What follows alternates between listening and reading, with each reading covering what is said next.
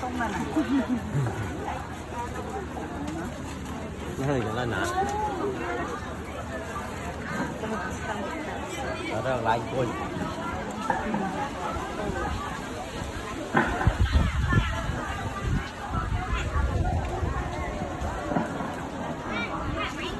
YouTuber này tuần qua ta không mưa rồi tay nó có mấy sữa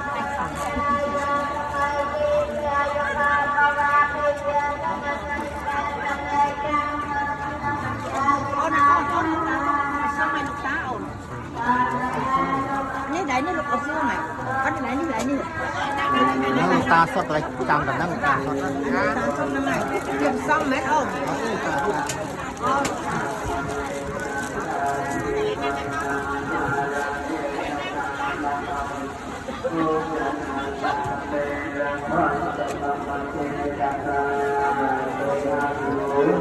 Tầm rạch chụp chơi ban tầm rạch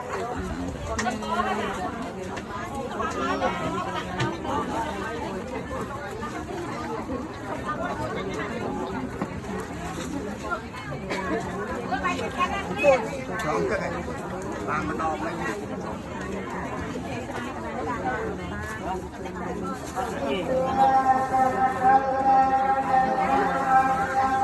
máy với được khoan mình máy với được khoan chắc là